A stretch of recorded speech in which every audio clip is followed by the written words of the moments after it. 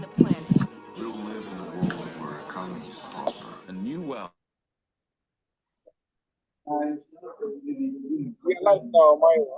All right, can you see my screen?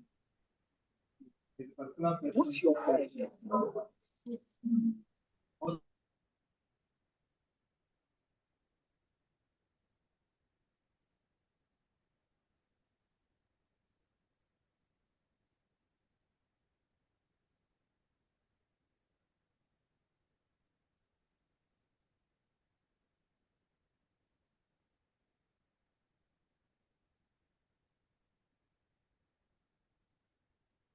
The life in our oceans and seas.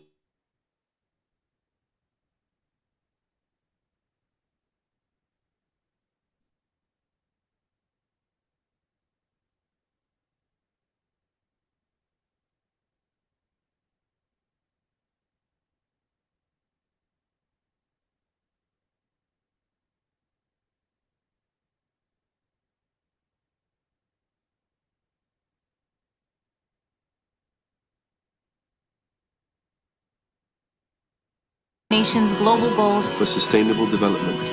Let's get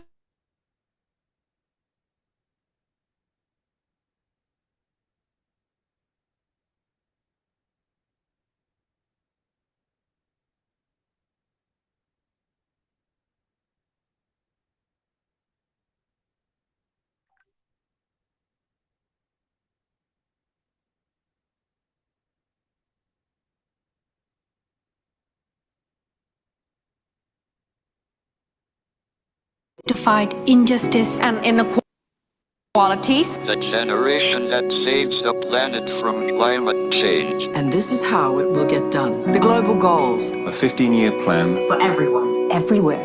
with no one left behind.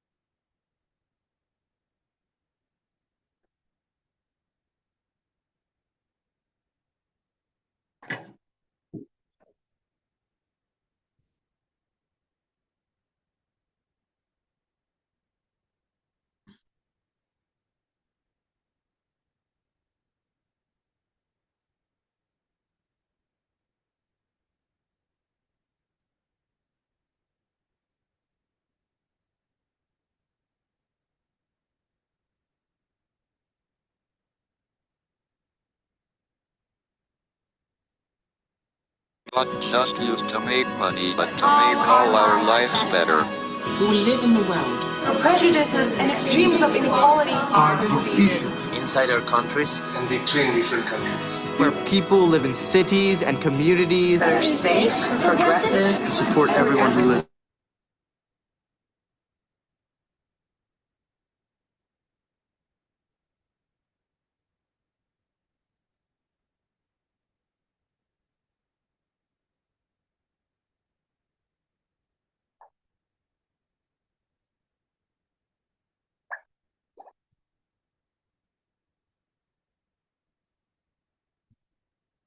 Where all governments are open and answer to us for what they do at home and abroad. And the justice rules. With everyone equal before the law.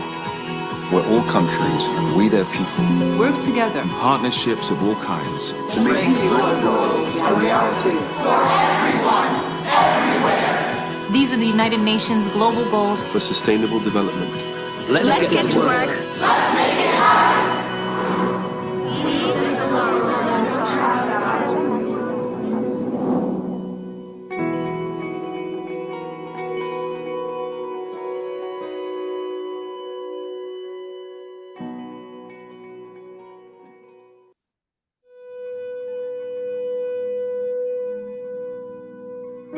can be We must be the first generation to end extreme poverty. The generation Most determined to fight injustice and inequalities. The generation that saves the planet from climate change. and this is how it will get done. The global goals a 15-year plan for everyone, everywhere. with no one left behind. We will live in a world where nobody Anywhere lives in extreme poverty. Where no one Goes hungry. where no one Wakes in the morning. asking if there will be food today. We will live in a world where no child has to die. Diseases we know how to cure. And where proper health care Is a lifelong right for us all.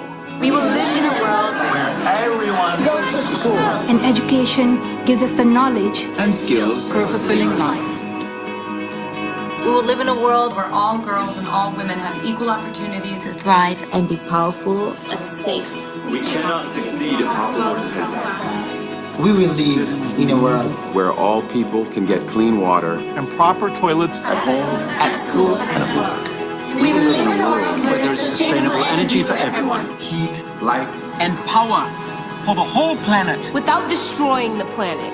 We will live in a world where economies prosper. And new wealth leads to decent jobs. For everyone. And we will live in a world where our industry our infrastructure and our Best innovations. Are not just used to make money, but to make all our lives better.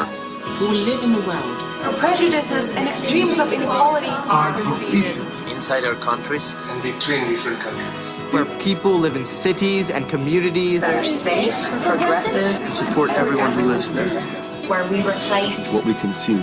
Planet where we put back what we take out of the earth. We live in a world that is decisively rolling back from climate change. where we restore and protect the life in our oceans and seas. will restore And protect life on land. The forests. Animals. The earth itself. With peace between and inside countries. Where all governments are open. An answer to us for what they do at home and abroad. And the justice rules. With everyone equal before the law. Where all countries and we their people. Work together. Partnerships of all kinds. to make these global goals a reality. Everyone, everywhere. These are the United Nations global goals. For sustainable development. Let's get to work.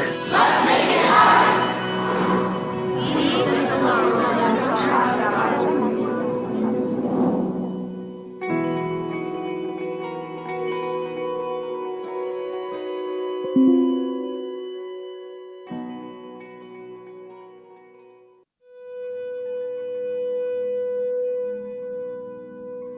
We can be We must be the first generation to end extreme poverty. The generation Most determined To fight injustice and inequalities. The generation that saves the planet from climate change. and this is how it will get done. The global goals a 15-year plan for everyone, everywhere.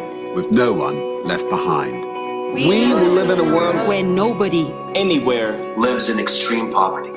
Where no one Goes hungry. where no one Wakes in the morning. asking if there will be food today. We will live in a world where no child has to die. Diseases we know how to cure. And where proper health care Is a lifelong right for us all. We will live in a world where everyone goes to school. and education gives us the knowledge And skills. for a fulfilling life. We will live in a world where all girls and all women have equal opportunities to thrive and be powerful and safe. We cannot succeed if half the world is held back.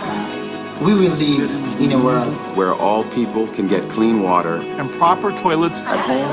At school, And at work.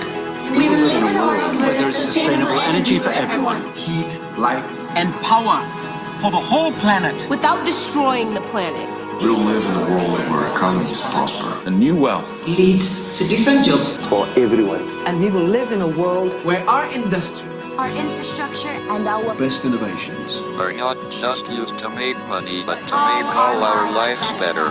We will live in a world Where prejudices and extremes of inequality Are defeated. inside our countries. And between different countries. Where people live in cities and communities that are safe, progressive, and support everyone who lives there. where we replace what we consume. Planet where we put back what we take out of the earth. We live in a world that is decisively rolling back from climate change. where we restore and protect the life in our oceans and seas. will restore, and protect life on land, The forests, animals, The earth itself. with peace between and inside countries. where all governments are open. And answer to us for what they do at home and abroad. And the justice rules. With everyone equal before the law. Where all countries and we their people Work together. Partnerships of all kinds. For everyone, everywhere. These are the United Nations global goals. for sustainable development. let's get to work. Let's make it happen.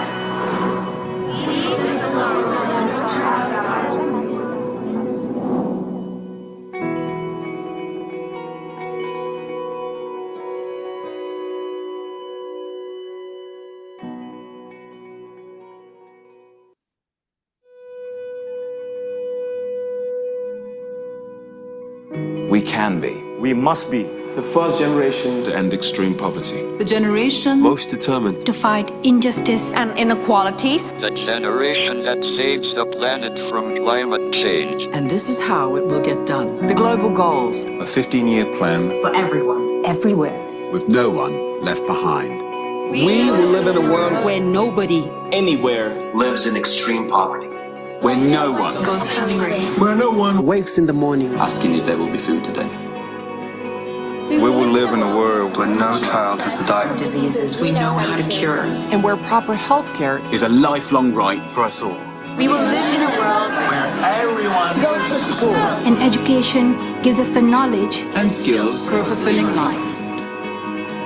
we will live in a world where all girls and all women have equal opportunities. thrive And be powerful and safe. We cannot succeed if half the world is head back. We will live in a world Where all people can get clean water. and proper toilets at home, at school, and at work. We will live in a world where there is sustainable energy for everyone. Heat, light, and power for the whole planet. Without destroying the planet. We'll live in a world where economies prosper. And new wealth. Leads to decent jobs. For everyone. And we will live in a world where our industry, Our infrastructure and our Best innovations. Are not just used to make money, but to make all our lives better. We will live in a world Where prejudices and extremes of inequality are defeated. inside our countries, And between different countries. where people live in cities and communities that are safe, progressive, and support everyone who lives there. where we replace What we consume. Planet where we put back What we take out of the earth. We live in a world that is decisively rolling back from climate change. where we restore and protect the life in our oceans and seas. will restore and protect Life on land, The forests, animals, The earth itself. With peace between and inside countries. where all governments are open. And answer to us for what they do at home and abroad. And the justice rules. with everyone equal before the law. Where all countries and we their people Work together. Partnerships of all kinds. For everyone, everywhere. These are the United Nations global goals. for sustainable development. let's get to work. Let's make it happen.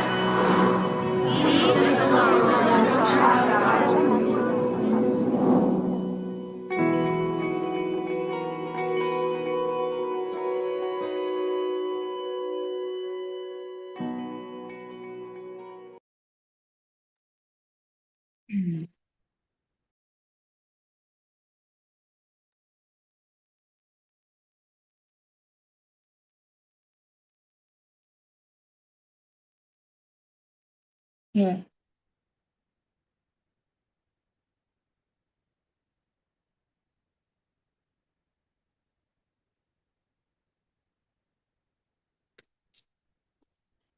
A beautiful good morning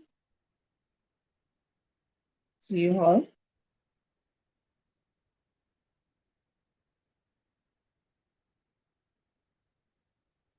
Yes, a beautiful good morning to you all. Thank you all for joining into today's section.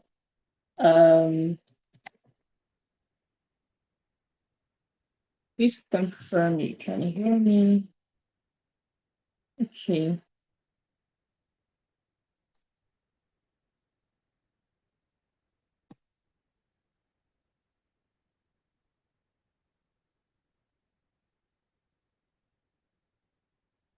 Good morning, everyone. Thank you all for joining in today's section. I can see the excitement pouring in. Wow, wow, wow.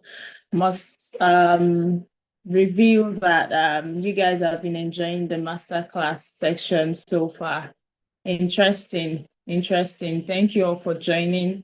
Yes, good morning, Jagun. It's good to have you again. It's good to have you all here today as well. Thank you all very much. Good morning, changemakers. Thank you for joining in. Just to do a quick check-in, I'd like to see what your experiences have been like in the past masterclass sections. Just in one word, describe your experience. Has it been so interesting? Has it been tiring? Has it been stressful? I know that we all have different experiences. So send in your experience via the chat. And yes, just a quick one so that we can get an overview of what everyone has been learning so far. Okay, Wakala Bilikisu said, amazing. Nice, nice, nice. Keep it coming, keep it coming. I want to see the different experiences so far. Impactful, amazing, inspiring, intriguing. Oh, wow, insightful. I think insightful is topping the chart. Means we've been learning a whole lot from the masterclass sections. Amazing and refreshing. Ademo Abraham said, super amazing. Okay, okay. Toya said, exciting, really insightful. Chidima said, been quite enlightening and educative. I started viewing the SDGs differently. That's awesome. Wow, wow, wow. Let me clap for you all for being good students and participating so far in the masterclass. And here we are in the fourth masterclass section. Yes, and I'm very, very sure that you all are ready to learn as well today. And yes, we came prepared for you all. We came prepared. And we're having a really interactive section today. Yes, we're having a really interactive section. So I trust that you have your notepad, you have your pen, or if you're a note writer like me, you have it ready to take the class for today. Brenda said, exhilarating. Amaomi said, okay. Yay. Kende said, electrifying. Interesting. I'm learning more grammar this morning. All right. Let's waste much time because we have a whole lot to unpack this morning from today's topic. So I'll be introducing our speaker for today. We'll be taking us through the design thinking and innovation class this morning. And trust me, it's going to be really educating. So please, let's ensure that we get the very best from today's master's class. So I'll be introducing Mayowa Oni-Oshun, the Director Development Hub for IDEF Africa. And I'll just briefly run through his bio to know that, yes, we came prepared for you today. So Mayowa Oni-Oshun is a dynamic young professional with over 5 years of experience spanning climate and sustainability, project and program management, non-profit leadership, as well as strategic operations. He currently serves as the Director of the Development Hub at IDEF Africa, driving positive change across the African continent and cultivating the next generation of leaders, entrepreneurs, and change makers through fellowship, accelerator, and outreach programs. And it's interesting to note that he is a lifelong learner who has pursued advanced learning in sustainability, climate, and environment from the University of Oxford and several reputable climate leadership programs. He is a certified youth climate trainer by the Global Alliance of Universities on Climate and has continued to lead award-winning initiatives that empower youth and communities with tools and knowledge for resilience in the face of climate challenges. His work is also guided by the vision of a world where development, nature, and humanity thrive in harmony. So let's make welcome Mr. Mayowa Oni-Oshun as he dives into the topic, design thinking and innovation. So our class has started and let's stay attentive. Get your questions ready, get your necessary things to make the class a good one. Get everything ready. And yes, let's dive right in. Over to you, Mr. Mayowa. Thank you. Yes, good morning, Oluwatoyin and everyone. I'd like that you confirm that you can hear me, please. Yes, please. Like very loud.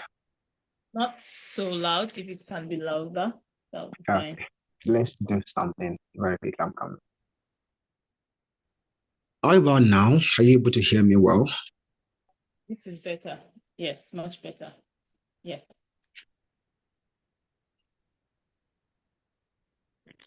Oluwatoyin? Yes, please. Can you You're hear able me? to hear me very well now. Very well, very clear. Okay, fantastic. Thank you very much. So yes, good morning, changemakers, SDGs Advocates. It's a pleasure to be here this morning joining you. I wouldn't know what it seems like for you at your end, but it's a raining morning where I am, and it's kind of cold. Everywhere is kind of dark. It's a whole lot of things put together for the morning. But of course, we need to do what we need to do. So I'm delighted to be here, this hour, joining this community of great change makers. And I really do hope that I'll have enough to learn from you guys this morning. Of course, one thing is certain that I must say that I may not be the best person to speak to that topic on design thinking and innovation this morning. And I'm very sure that by the end of the section, you would definitely know why I may not be the one, because I'm sure that probably when we'll be done with this session this morning, you all will be showcasing or must have ideated a lot of innovations that would do better than if I'm supposed to be the one to teach you or to tell you what you're supposed to do. So what I'm saying in essence is for this morning, I really want to learn from you all as much as possible and get the best out of this session. So I think it is just good I will dive right into it now as my presentation comes up. So Oluwatoyin, if you can just help me come on screen so that we can just go right into it. And while we're trying to put my screen on, I think I would want to learn from the audience. I can already follow up with them. I see their energy on YouTube. And yeah, I'm just wondering, I want to know what you think you want to learn here this morning. Why do you think this is the best topic that we should jump on at this time? Is there something spectacular that you aim to achieve by the end of this session this morning? One thing is certain, not everyone will leave behind their engagements for the morning to join a session as this. But if you're here this morning, I love to believe that definitely is because you have something that you want to learn. So I would love if you're able to share that with us as we kickstart the session properly now. So thank you very much, Oluwatoyin. So when we talk design thinking and innovation, there's a number of things that comes to mind. And I think if we decide to break it down from the topic itself, we know we have, it's more like 3 words, but maybe basically when we look at it, we can put it together as 2 at the end of the day. Design on its own is a large word. Thinking on its own is another, while the innovation aspect is another also. But I would just want to take us through what brings all of this together as a topic for us to discuss this morning. I can already see in the chat that some of you are saying you want to grow and make the world a better place. That's what you want to know about design thinking and innovation. Some of you say you want to hone critical thinking skill. Some of you say you want to learn problem solving. Some of you are saying you want to make more impact through, graphics. I love that. Through graphics, because automatically when you hear the word design, your mind naturally comes to graphics design, of course. But the kind of design thinking that we are talking about this morning, even as it may have the components of graphics in it, it is not basically the industry large graphics designing where you kind of have to fix maybe some flyers, some banners, and all of that. So, but as we dive more into it, I'm very sure you have a better insight into the kind of design thinking that we want to be touching this morning. So, yeah, as we go on right into it, I like that each and every one of you're able to confirm that you can see the presentation on the screen, so that it doesn't seem like we are the only one catching on, the graphics of the screen. Yes, let's put it like that. So are you able to see the presentation on the screen?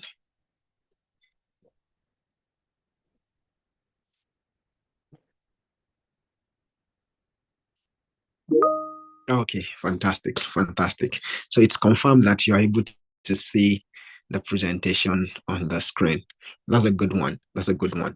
So yeah, when we talk about design thinking, I actually wanted to start with these very popular graphical image that you must have seen before now. And there is something I did here when we're trying to define what design thinking is. I know that one thing is very common these days. When you're asked to define anything or when you're asked about your idea about a particular thing, I think the first thing that comes to anybody's mind these days is just to pick their phone and put it on a search engine. So when you put it on a search engine these days with the support of AI embedded definition tools and all of that, one thing you come to realize is it gives you a quick response, but there is a particular one that it always gives you, which most definitely is the same for everyone when you search that same definition on a particular search engine. So that was why, when I was trying to put together this presentation, I also decided to check online first and see what you would have. And that is what you have seen on this design here, which is saying that it is a human-centered, non-linear, and iterative methodology for creative problem solving, focusing on understanding user needs, challenging assumptions, and creating innovative solutions through experimentation and testing. For someone like me, who may not be the best students, or who may not be this person that kind of finds too much of grammar convenient, when you start to have the words all packed together, human-centered, non-linear, iterative methodology, creative problem solving, all packed together in one word, it's making it seem ambiguous, right? It's making it look complex. So, but because we really need to demystify this complexity around this topic this morning, that is why I have decided that instead of, the popular and the known definitions that you always find on the internet, why do we not curate another definition which is quite easier to absorb? And that is why I define design thinking, somehow by my own terms and with the compilation of some others that I could find. And I put it together now to say that it is a function of your mindset plus your skill sets to generate processes that mitigate risk. I wouldn't know whether that is somewhat, convenient compared to the first one. So if you're seeing on your screen now, how I define design thinking. So you would see it, that the image on the screen is showing you that, okay, you are in the middle of this whole process. There is the aspect of your mindset, and there is the aspect of your skill sets. So I'm on this next slide now. So there is the aspect of your mindset, and there is the aspect of your skill sets. So it is when you put these two together, you are trying to generate a process with it. And when you generate this process, what you are trying to achieve is to mitigate risk. So I want you to underline or circle that word now in your jotting pad or whatever it is you're using, because I'll come back to it to explain to you the aspect of mitigating risk. It's something that you will get. So when we define design thinking, basically it is a problem-solving process. It is an approach. It's not just something that when you just say 1 + 1, it must give you 2. When it comes to design thinking, your 1 + 1 may not be equals to 2, because you may end up saying 1 + 1 plus half plus maybe another half minus 1 plus 0 minus 2. It goes on and on and on like that. And I am going to break it down to you much later. But what we are saying in essence is that one thing that you must mind when we talk about design thinking is that it prioritizes understanding your users. It prioritizes understanding your users. It is not your interest that matters when it comes to design thinking. It is true that you are the one with the design ideology, with the concept, with the ingenuity, possibly let's even say maybe with the idea, the innovation or concept, anything, any word you want to call it, or let me even use the word product. You may be the one that has conceived the ideation of that product, but you do not put yourself at the center, thinking that, oh, whatever I have produced is the best fit for the market, that the market must adopt from me. No, your ideation must come from the point of, addressing a particular need. All right. So it will be that there is a need which you think you want to help your users solve. That is when you are using design thinking and as an approach for problem solving. So practically, it is not just some specialized methodology that is meant for, maybe some of you would think, oh, no, it's just for people in engineering. It is not for me. It is just for UI, UX kind of people. It's for people in product design. I don't have anything to do with design thinking. No, it is just a tool. It is just a tool that anybody can make use of in tackling our day-to-day problems. And while you're using it, what you want to achieve is just to achieve more effectiveness in your daily operations. It doesn't matter wherever career you are or whatever role you are in your organization, there is always a place for you to use design thinking, in making your daily operations better. So why do we now think that design thinking is important? Right now, we have been able to create a background to make us understand where we are when it comes to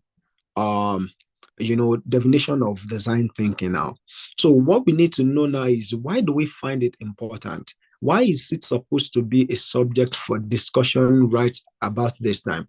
Do not forget that I mentioned it earlier, that you should circle or underline the word mitigate risk. So we would be learning now why it is actually very important, and that is what is contained in my next slide. So while I'm trying to tell you about why design thinking is very important, I want you to take note of something. In the 3 slides that we have shared until now, you will continue to see 5 words, but we have tried to show that process in diverse formats. You'll be seeing the words empathize, divine, ideate, prototype, test. We're coming to it. All right. But why we are saying, why is design thinking very important? I used to use a quote of Linus Pauling, and that is the only person who in history have won 2 individual Nobel Prizes. He said, to get a good idea, you need a lot of ideas. He doesn't say that you need a lot of good ideas. He just said that if you would get a good idea, just one good idea, right? Just make sure you have numbers, several hundreds of ideas. It is in having this much of ideas that you now come down to have or get a good idea. And to get a better idea, you just need to generate more ideas. There is something I think I found out within the corporate space. When you are trying to generate ideas within the corporate space, say maybe you work now in a multinational or in any firm, oftentimes when you try to generate ideas, most of the time, the highest that is always being generated for a consideration is often true. So many a times, you just have these two ideas on the table, and you're asked to just pick the best out of the two. That is not design thinking.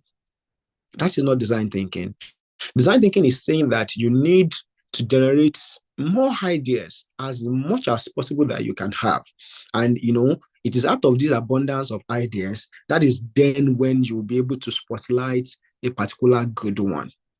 Now, I mentioned earlier that the reason why you should appreciate using and utilizing the design thinking concept is for you to mitigate risk. One, it saves you your time. It saves you your money. It saves you your strength. If you are able to get it right from the aspect of generating idea, you will solve a lot of problems. And the second thing is that it helps you to avoid creating problems for your solution. Right about today, there are so many struggling solutions in the marketplace. They have built this fantastic solution or innovation. They have invested so much resources, money into it. They have spent so much time, so much effort, resources in betting this solution. But the solution is actually struggling in the market because they did not understand the problem they wanted that solution to solve before creating it. So it will now happen that sometimes when you see desperate people, when you see some persons who do not have the love for humanity at the back of their mind, and they feel like they are very business oriented and they do not want to lose out on their investment on their solution. So what they end up doing is they create a problem. They make the public believe that there's a particular problem within a particular sector, so that their solution that they have provided that is not making any inputs in the marketplace is now considered or seen as a worthy solution. But in the real sense of it, you don't create a solution and now start looking for a problem.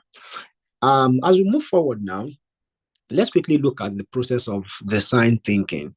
So when you most of the time look out, okay, I see Innocent saying something. He said struggling solution in the market. Oh, of course, there are a lot of that, right?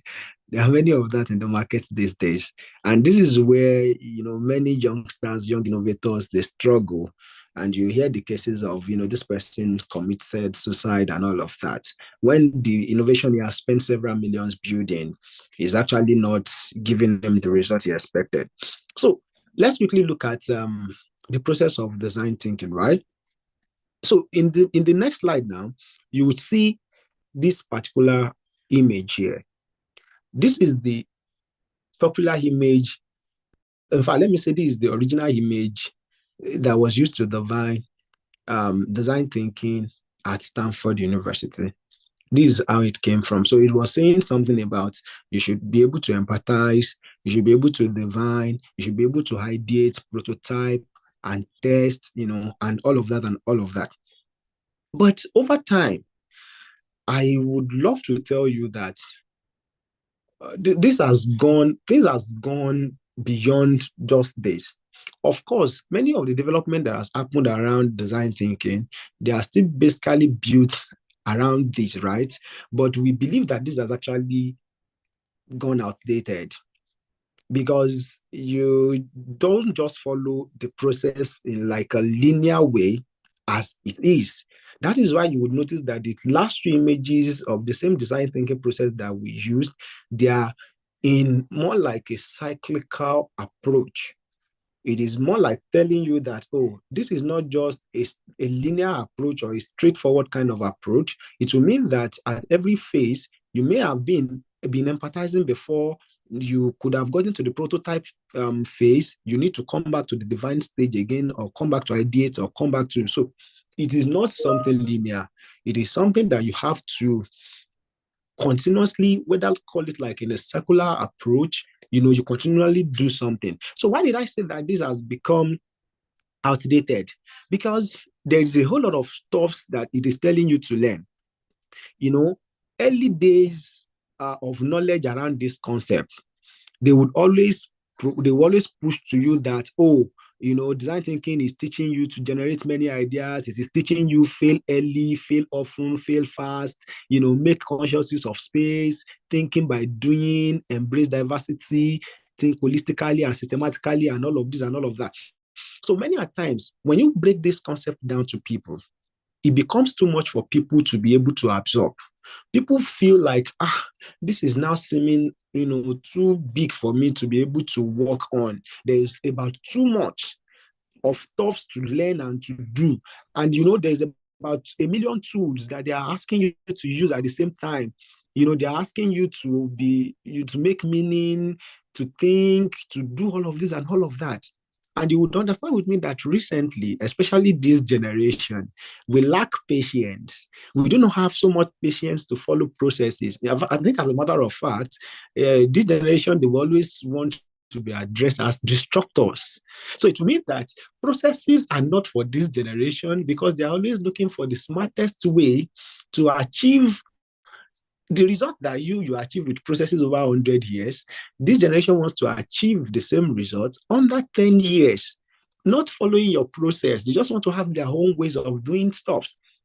And the exact thing was what I thought about that now led me into borrowing a concept of Sandra, which you will find in the next slide that we are showing here now. So this Julia Stanford's concept is one that I personally enjoy when I'm talking about design thinking. And it actually puts this on 4 backgrounds. There is the concrete background, there is the current background, there is the abstract, and there is the future. I'll be relating this with the last proper process structure of design thinking that I showed to you. So when you talk about the concrete, at the concrete level now, this is where we're talking about the background. What is the base, the problem? What is the root cause? What is the root cause of what you're researching into, what you're trying to work on? What is the root cause? So in this root cause now, there are approaches that you need to adopt if you really want to trace the problem to the very roots, to the background. When you really want to have proper understanding of the problem, there are some processes that you need to really appreciate. I'll be talking about that in a minute. When you talk about the current, now at the current now, you are looking at what is playing out at the interface. Do not forget, you first looked at what is happening at the root. At the current now, you're looking at what is happening at the interface. And when you talk about the abstract, this is talking about the immediate response. The immediate response that you have on your hand, the immediate response. So in this immediate response now, this could just be a concept. It could be an idea. It could be an insight. All right. So this is just what is leading you into the future. And the future in itself now is where we're talking about the solution or the innovation that you're willing to bring into the market. Do you understand? So at this rate now, when we bring the innovation to this level, what we need to now learn is now what I would call the processes now. So in that processes, I want to teach us one thing. this is one mistake that many people make. Many a times when you learn design thinking, we are always talking about how to adopt design thinking for better solution. And we always tell you that the most important aspect of design thinking is this concrete stage. This concrete stage, right? So if this concrete stage is the most important thing, oftentimes you will not find people teaching you about problem finding. People will always most times teach you how to go into generating solutions by adopting design thinking approach, but you often don't get to learn how to find problem. So I've decided this morning that I will be tackling that for you and be teaching you how to get insights, how to find problems, so that you'll not be the one to bet a struggling solution in the marketplace. So very quickly, let's look at how to, get an insight now on our next slide. So, I told you now that in your concrete stage, basically you have observation, right? And I told you that there are processes that you must adopt if you must make the best out of the observation that happens at your concrete stage. Please, we can go to my next slide. So one of those processes that we need to learn this morning is observation. Observation. So when you're talking about observation and problem finding now, I will quickly explain on that so that you can have the best. But in a minute, let me check on you guys. Let me see how you guys are doing with the presentation. Yes. Yeah, I see Chidima. Chidima says, examine the root cause. Okay. I see Genius is already saying that, you really want to impact his local community through design thinking to profile sustainable solution. Fantastic, fantastic. All right, no problem. So let's just go on with it. So just as I was saying, now we will learn how to go about it. So please, if you can move to my next slide, please. So in the next slide that you have now, we'll be trying to learn really how to find problems using the design thinking approach. Oluwatoyin, I wouldn't know, but it seems that the screen is frozen. So please, we can make a check on that. Yes, we will be okay. So while we're waiting for that to come alive, yeah. So one of the things that you need to understand in finding problems, I talked about observation, right? So when we talk about observation, the things you need to learn there is that we have need finding. So when you're finding a need for it's not like you are even looking to create a solution at that point. What you're just looking at is that, I don't like the way my community is. Maybe you've gone to several other person's community. You've seen differences in what happens in the way their own community looks like. Let's take, for example, now, maybe for many of us that have been outside of Nigeria, right? Or, you've traveled outside of Africa to maybe Europe or some other developed countries, and you realize that in these places, they have advanced in waste management processes. So you're feeling like, why is my own community still seeming like it is lagging behind when it comes to this? So you are not looking to solve a particular problem, but the only thing is that you're not comfortable with what you see around you. So that is what you want to look into. That is the need you want to find out. What is the cost? Why is my community looking the way it's looking at? So when we are now talking about this need finding, there are actually about 3 different ways of getting insights, of finding needs within your community. And the first one of it is through interview. So when we talk about interview now, I'll be breaking down the 3 different ways that you can have a very proper and a qualitative interview that would help you to divine needs within your community. All right. So the first one that you have there is observation or tour. Observation or tour. So when we talk about observation or tour now, There's this picture here on the slide. That's the next slide.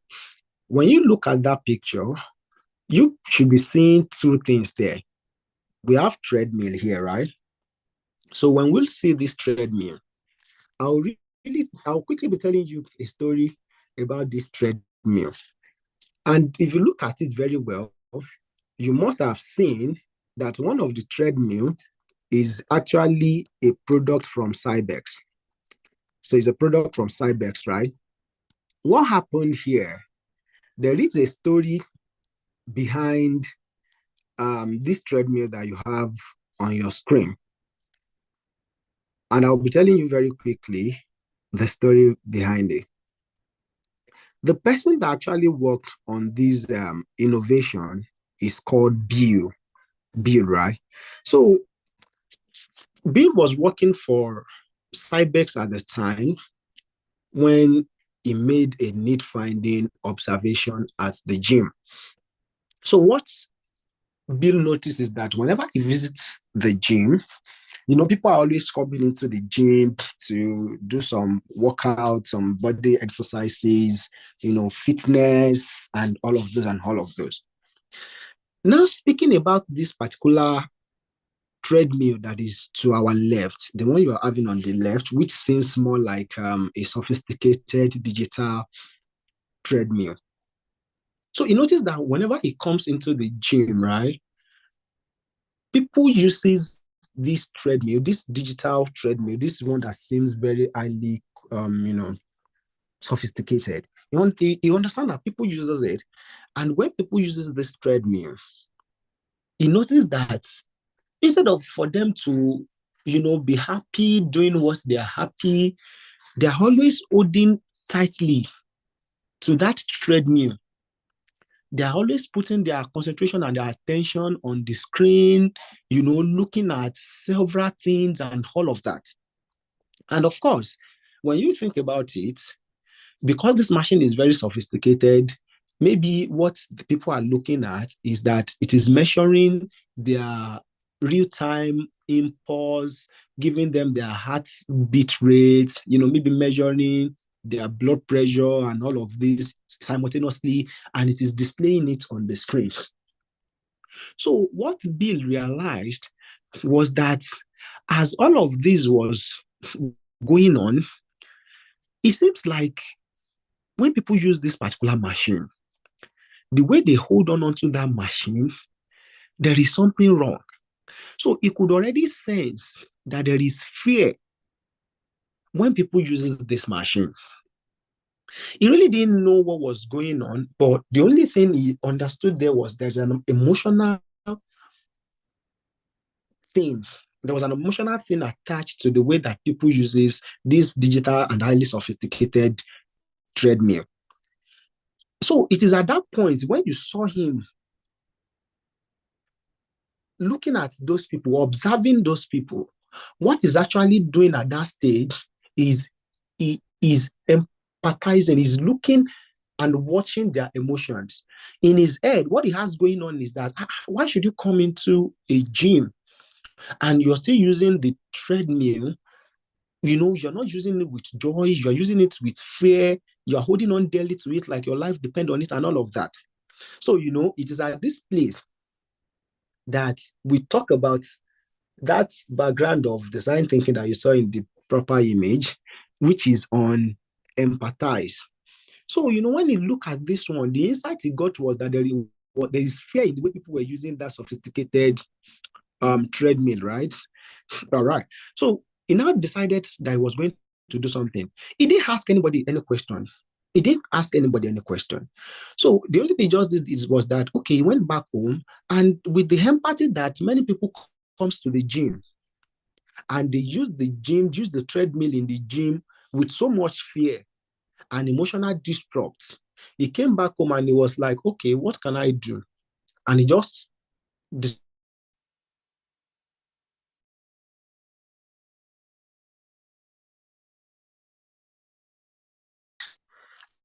as this digital one that maybe gives you real-time pulse count, your BP, and all of that. So when Bill built this other one that you see to your right now, He didn't build the refined product, which is as beautiful as this one that you see here. At the point when he built the one he built, he just put together some fabricated ions and all of these things. He just made sure it was something a bit presentable and something that would work, just like the normal sophisticated one was supposed to work. So what he decided to do was he went into hotel gyms in different places, and he will make sure to put one of this his own new prototype. He will put one of this his prototype in gym rooms in hotels. So he was trying to maybe say about 5-10 hotels at that time.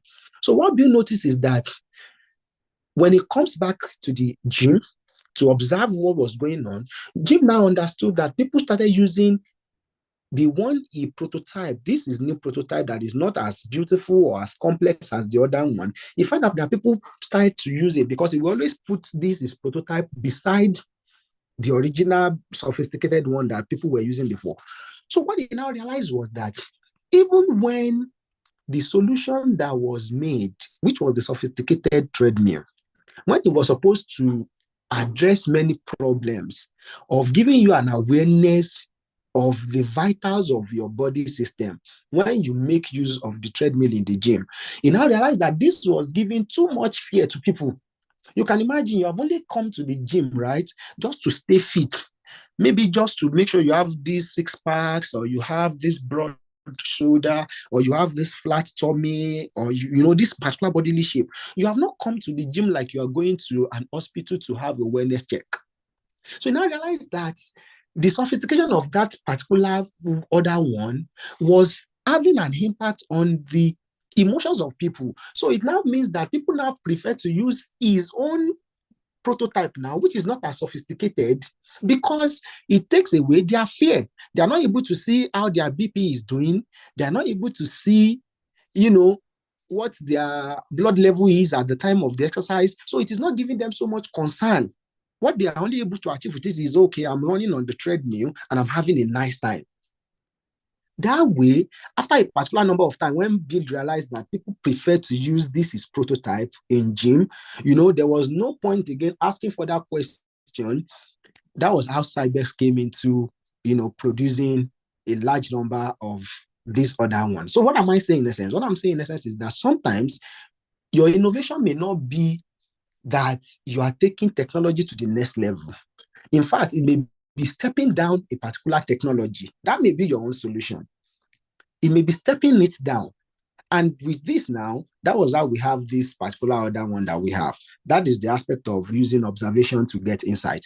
The next one we're talking about here now is the proper interview method. That is on the next slide. So what are you looking at when you are using the proper interview method? That's the pen plus paper, the one you are seeing on your screen now.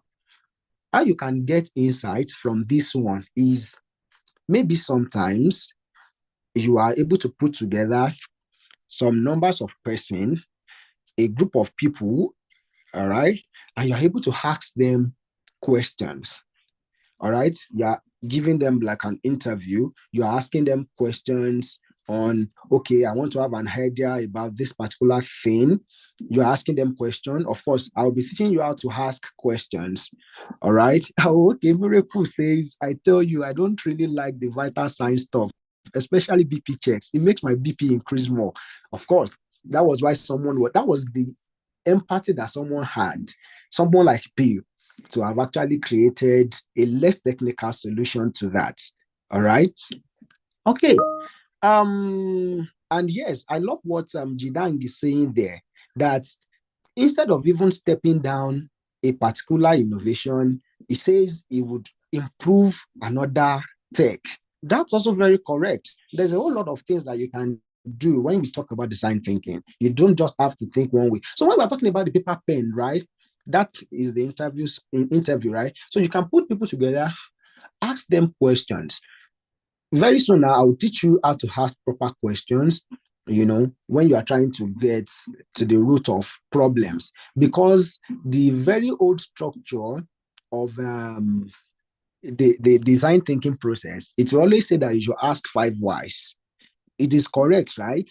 But as correct as it is, there are so many things that are considered wrong with that approach.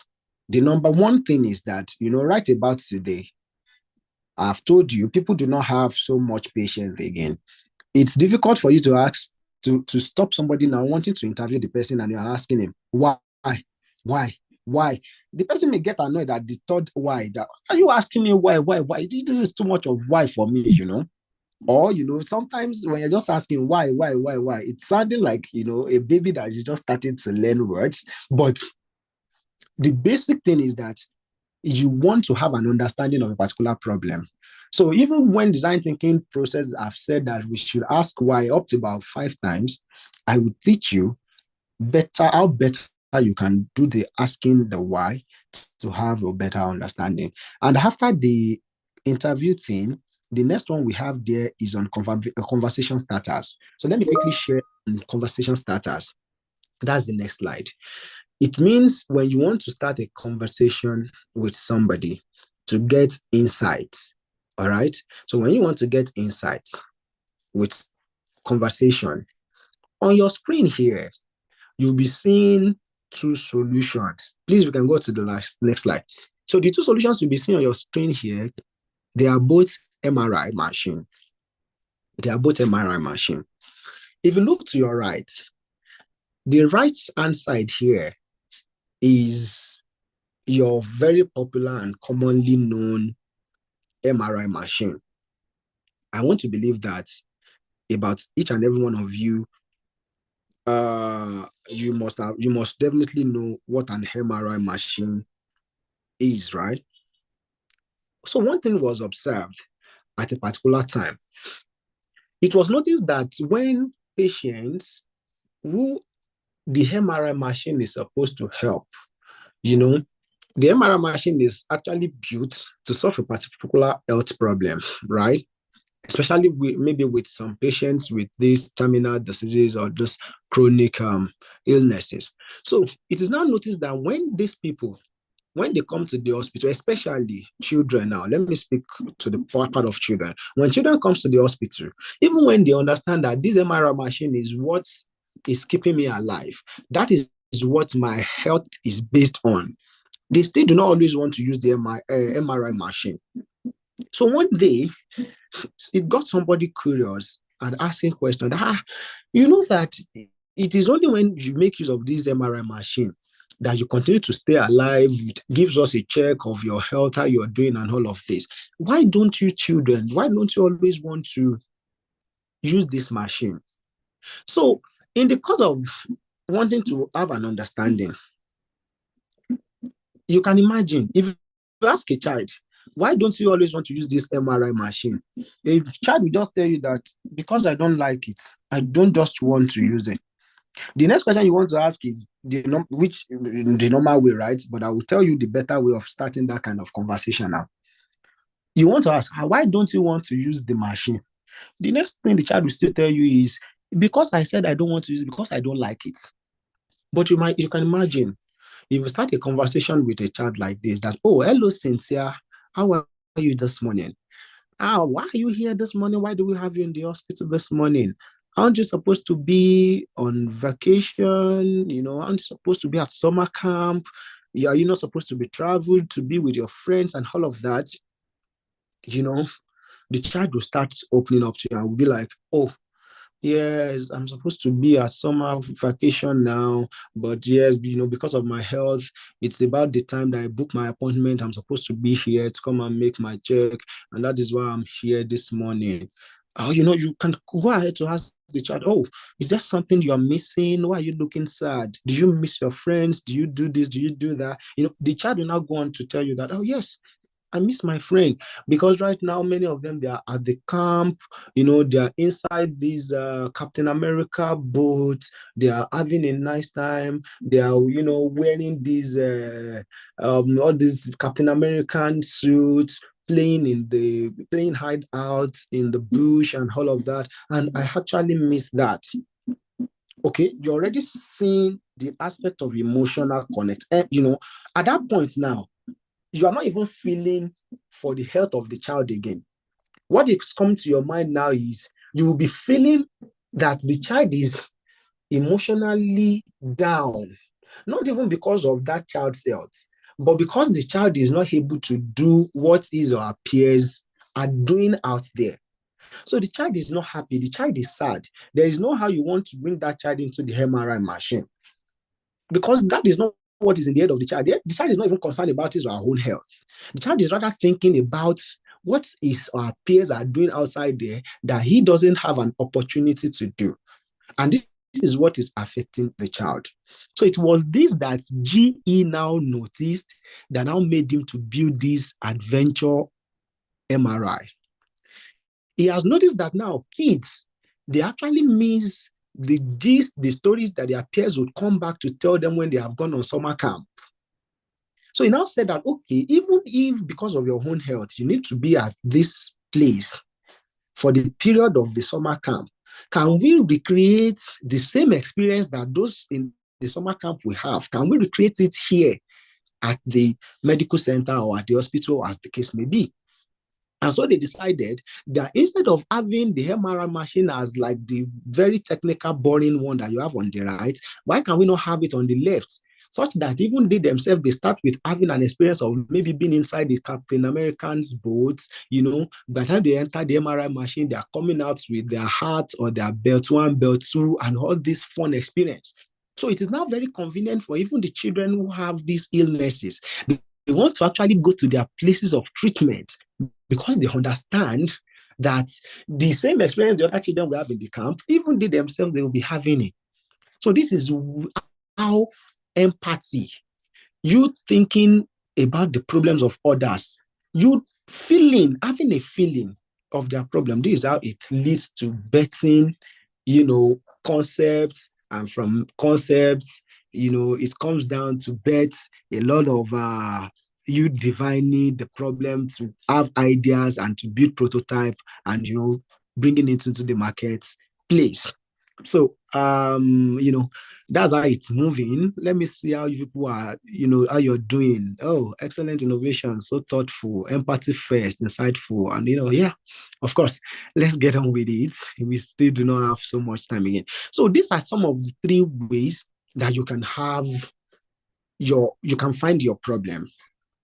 So you can use the observation, you can use the pen plus paper. There was one thing I was supposed to talk to you about the pen plus paper also, how it helps you to start conversation. It's just like saying that you want to ask somebody, maybe now, this person is actually going on a journey.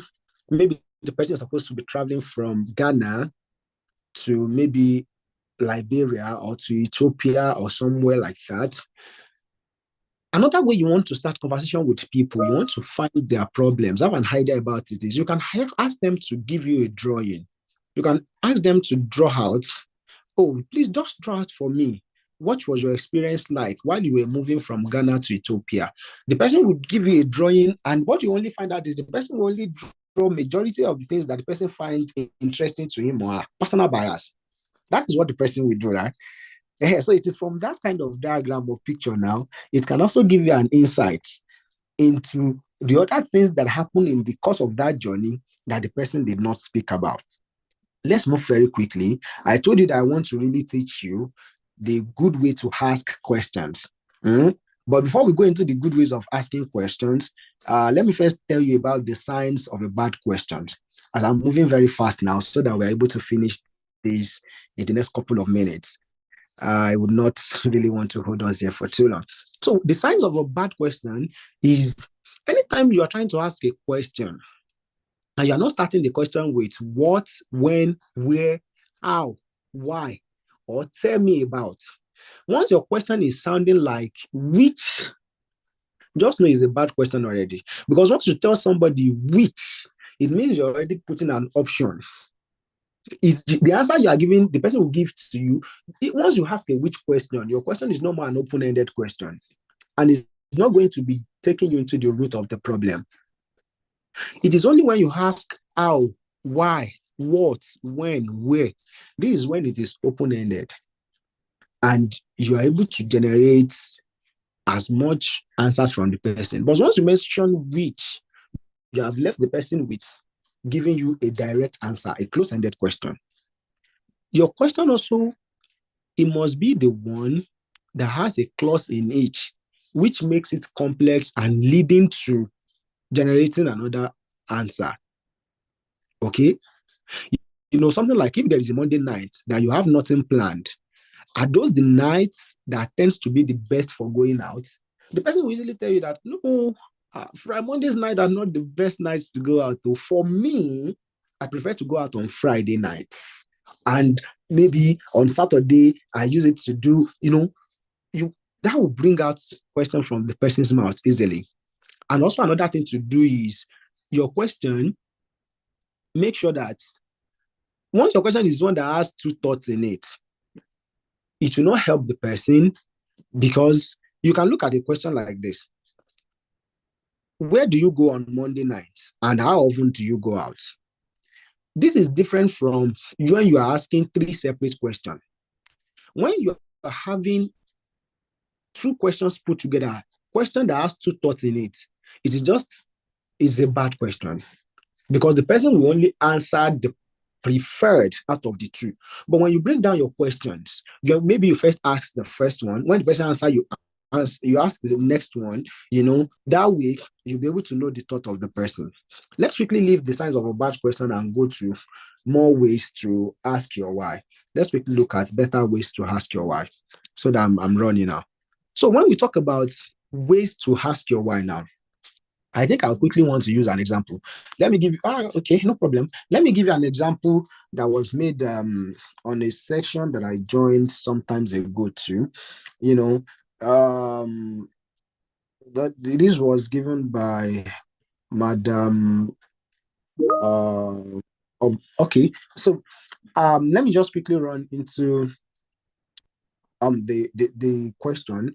I heard this directly from the founder of I Train Africa, okay, Madam Ajola Peju.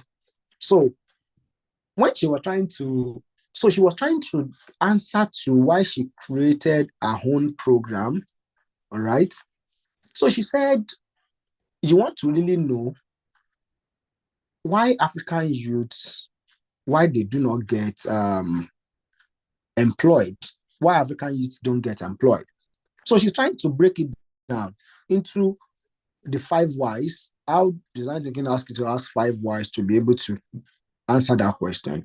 So she's trying to play a scenario of when you are speaking to someone and you are like, oh, why don't, why have graduates, maybe African youths, why don't they get employed?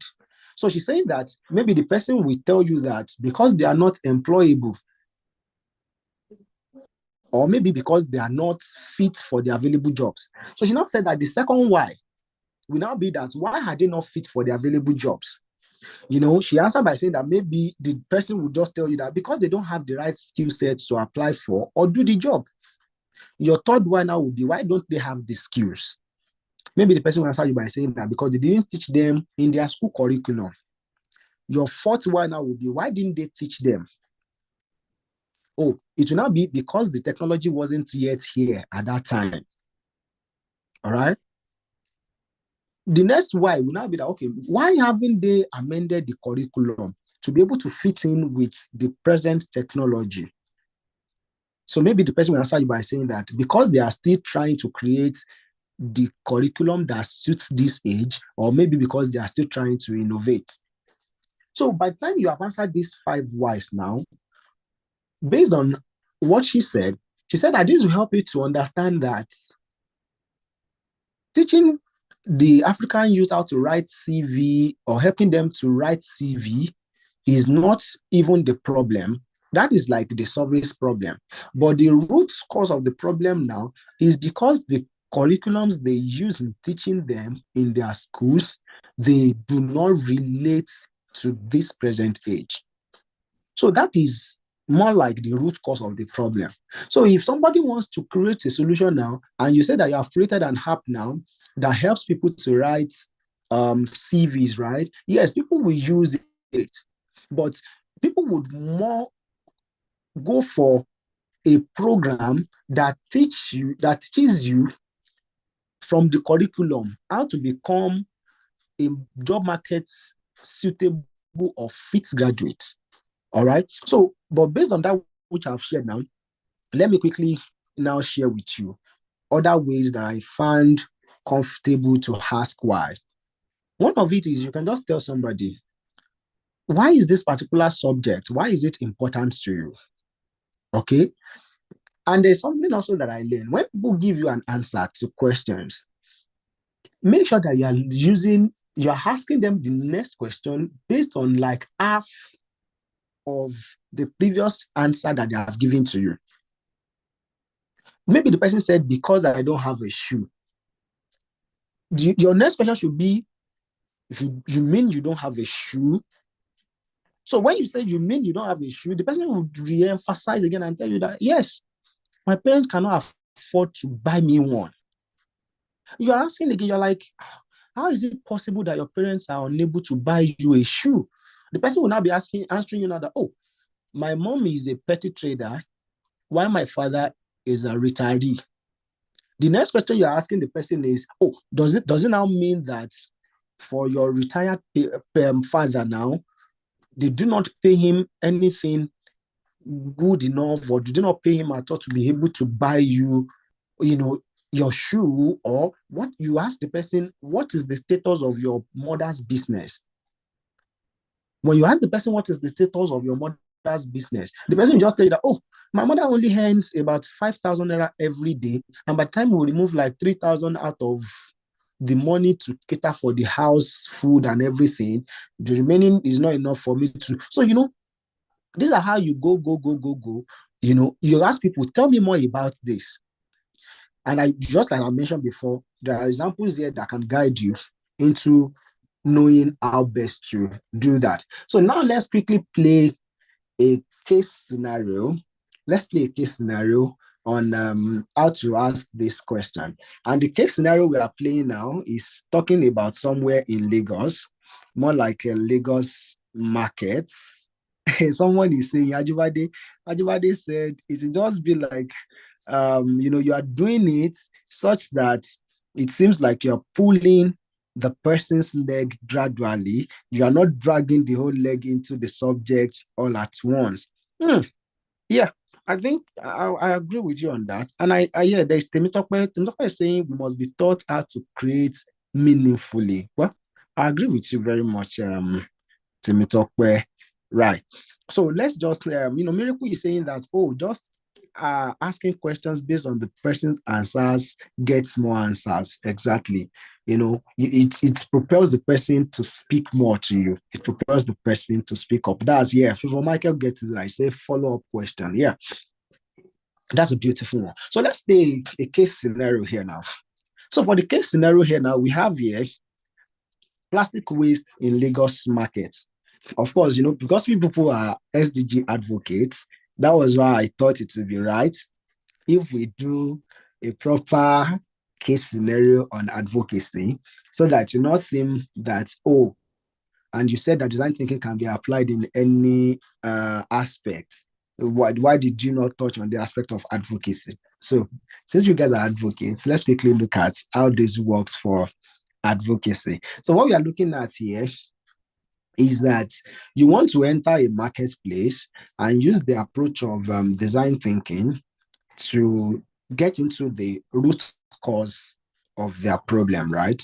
So how you go about this, it depends on you, whether you want to use interview or you want to use observation, anyone. So when you come to the market, right, what you want to ask the people would be questions like, of course, you've seen the situation of the market here now. You can see, and it is no news to anybody right about today, especially someone who is a Nigerian, that plastic waste is an issue in Lagos. Just like if you're a Ghanaian, just like calamity is an issue to you people in Ghana. Of course, I remember that I wanted to put my voice on that problem sometimes ago. And I thank God that there were several other people that were able to jump on it as well, so that we're able to raise an advocacy against calamity in Ghana. So for this case scenario now, the question you want to ask when you get to the market, there are questions like, you want to ask the marketers, the traders. You're not just even focusing on only one person now. You're focusing on everyone that is concerned when it comes to the market. The traders, the buyers, the waste collectors, everyone that has a stake in the market. Those are the people you want to ask questions. The builders, the complex owners, the storekeepers, the guards, everybody.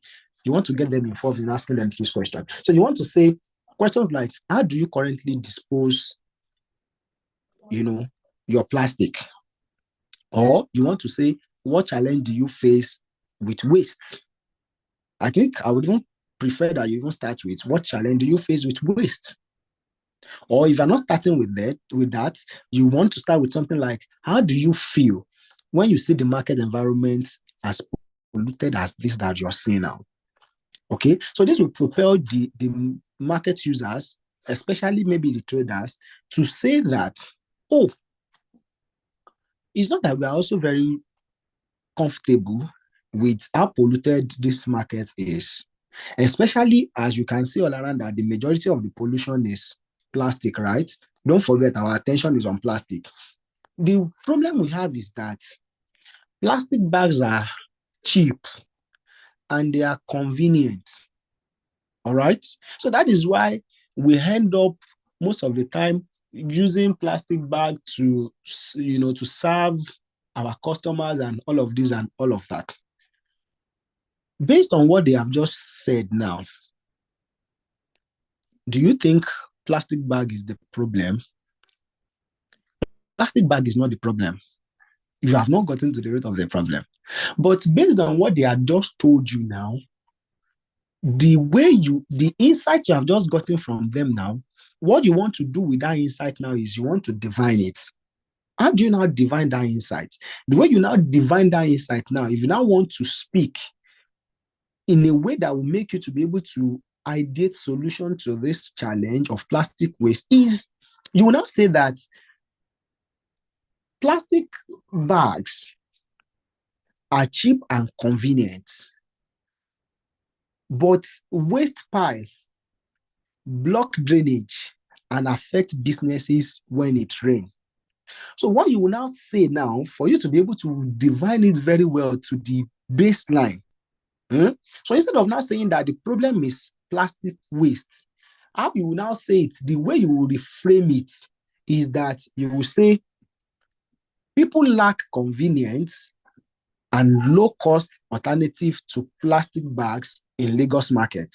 So your problem statement is sounding like market traders and buyers in Lagos, they lack affordable and convenient alternatives to plastic bag, leading to excess waste that clogs drainage and worsen flooding. So if you put your problem statement like this, it will easily make people understand. In fact, it is giving you a consciousness that your attention is not on the plastic waste. But the problem is that they settle for plastic bags for now because they lack access to affordable and convenient alternatives. And because they have now settled for plastic bags for now, these plastic bags is leading to excessive waste that clogs drainage and worsen flooding. So when you are trying to ideate now, to think of possible solutions to the problem, you are not directly looking for problems to plastic bags or plastic waste. You are now looking for solutions which are affordable and convenient alternatives to plastic bags. So that way now it helps you to think in so many ways.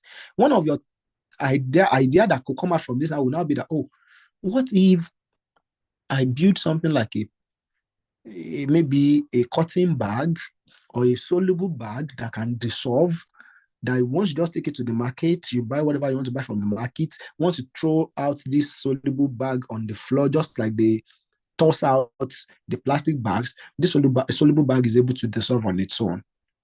So that way now, it's not that you're now thinking that, okay, the best thing that we can do is divine a policy that wraps out and wipes out the use of plastic bag in Lagos. No, it's giving you opportunity to think, to ideate many things. Another person can come and say that, okay, instead of doing a soluble bag, can I carry maybe my old textiles in the house? Can I repurpose them and make reusable bags from them and start to distribute to market traders so that when people come to them, they will be able to use this for them, and when they finish using it, they are able to wash it and return it to the seller. So it will mean that if I'm able to produce about 5,000 pieces, these 5,000 pieces can go on and on in the market for a number of years.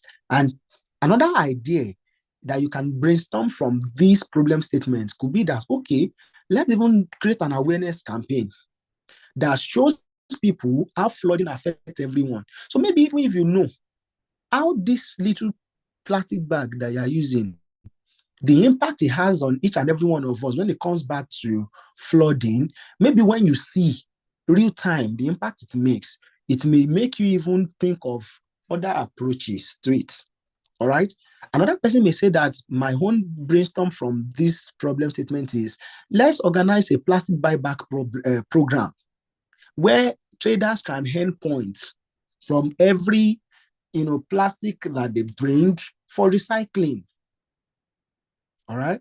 That's another one. Another person may say that, no, me, I'm not using that approach. What me have brainstormed out of this thing is that let's partner with local artists that can turn plastic into decoration. So once they just come now, they collect the plastic waste and they help us to turn it to decoration, and they used to beautify our marketplace. These are like this now. I think we've been able to mention about 8 ideas that we've generated from being able to divine our problem very well. When we are not putting an attention, you don't know, you have not sealed your mind. You have not sealed your mind that this is the problem. So that gives you an opportunity that you can think so wide. You can think on a lot of things. So just like what's that? This is okay, just like Blessing Bassi. She's saying that think solution, not the problem. Exactly. So it is solutions that you need to think more about. Don't worry. When you think more solutions, you would finally get the best one that would be fitting for the problem at hand. And another thing there is, of course, I don't have all the time. There are still some other things that I could teach you on this aspect, but which I think I would be skipping for now. But very quickly before I leave this one, let me now talk about the aspect of prototyping. Let me quickly talk about the aspects of prototyping, because for now, I think I've been able to talk on this plastic waste, right? I've been able to speak to the empathy, to the divine, to the ideate. So now about the prototype. So about the prototype now, there's one mistake that we often make when it comes to the aspect of prototyping. For prototyping, right, people used to believe that this has to be one very technical or mechanical solution that you just bring down somewhere that everybody can see, and that is when they know that you have a solution. No, not necessarily until you make it something like that. For maybe some of you that are architectural students here, or some of you that would have seen it before, there are what we call building models. What we do with building models is that you make it like a replica of the original building that you want to give to your clients. It is not that the client is directly seeing the building you want to give to him now, but with the building model, you are able to just show him what it looks like. So it's not like it is the original building that you are showing to your client, right? So sometimes when we talk about prototype, your prototype can just be a hand drawing of what your solution looks like. The main thing that you need to ensure that your prototype promotes is how it is different from every other existing solutions in the market. Let's take, for example, now, you say you want to do a particular trouser that solves the problem of textile waste. What is it that is unique about this your trouser that solve the problem of textile waste. It may be that you have developed a particular AI augmented solution that allows you to use maybe 3Ds and all of those put together to do a particular trouser that actually changes color. Maybe what you're saying is that this trouser, once you buy one of it, if you press something on the trouser, if you want it to be black, it will be black. If you press another thing, if you want it to be red, it will be red. If you press another thing, if you want it to be cream color, it will be cream color. So that you don't necessarily need 3 different trouser colors, but with buying only this one, it makes a switch by the press of a particular button. You necessarily don't have to go and create it first before you say that is the prototype. What you only need as a prototype is, in fact, these days with the possibilities of the internet and several other tools, you can just do a 3D mock-up of it. And that is what you want to show to your people. It's just making them have the picture of what you're talking about in their head. So it is just like saying that instead of you want to build maybe a marketplace solution now, like an app, instead of building that app first, the prototype for that app may just be like only a single, a one-pager website. You can just do a one-pager website, like a one-pager Canva website, and you try to show the interface to seem like what your website, what your app would look like when you are done building the app. So that when this person looks at that one-pager Canva site, he has an idea and is able to ask possible questions of what to expect by the time that, you are able to do the real thing. So just like the example that we're saying the other time now, instead of you waiting to do that campaign on flooding, can you actually create a short skit? You can quickly create a short skit, a 2-3 minute skit. So when you do that 2-3 minute skit to showcase the impact of that, flooding in your community, once you play that skit for anybody, they understand what you're talking about. That's like a prototype. When we talk about the reusable bags that we are talking about the other time, you can just make a normal one, use your handkerchief or any used clothes in the house. Once you just use it to make one. You don't necessarily have to make the industrialized one at the early stage. Just show it to the person that, oh, this is what the bag will look like, what I'm talking about, this is what it will look like. And you demonstrate all the properties, what makes it unique, different from every other one in the market. And at the end of the day, you take it to the people, to the places where he will be able to make them, put them into use, just like the one I talked about, the Bill Cybex solution. He didn't take it out to very big fitness centers at the early stage. Where he started from was in little hotel, gym, rooms. So your own tool, it could just be from your friends and all of that. That is where you start with testing your solution. You can just ask your friends to be the one that, oh, please check this, my one pager, Canva website.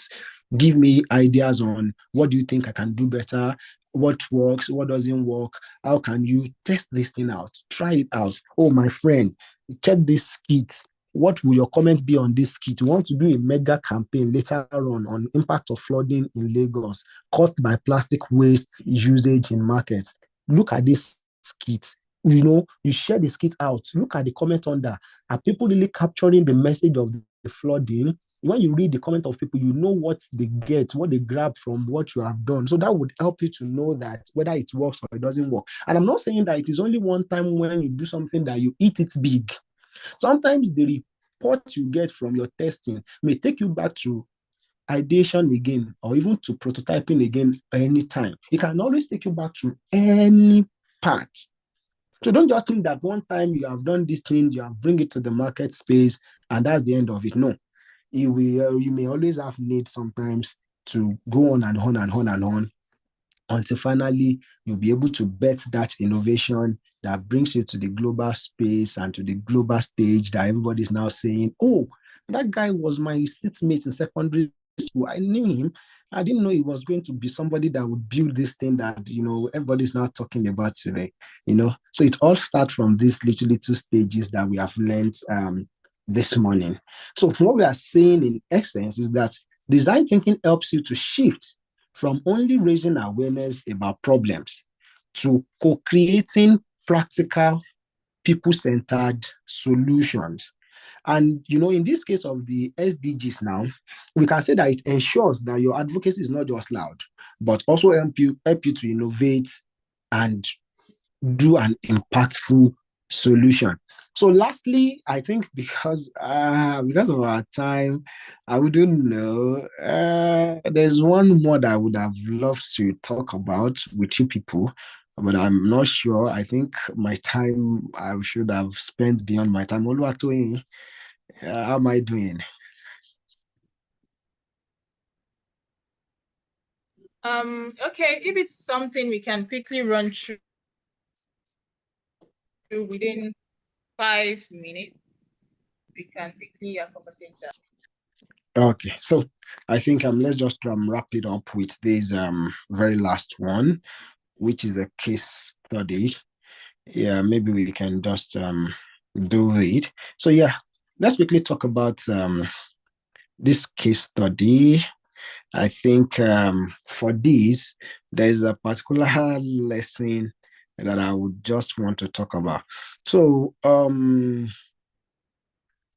this picture you're seeing on your screen now, this is the Westfield Mall in downtown San Francisco. So at a particular point in time, what they noticed was that if you have the time much later, you can check this place out on the internet and see the real picture for yourself.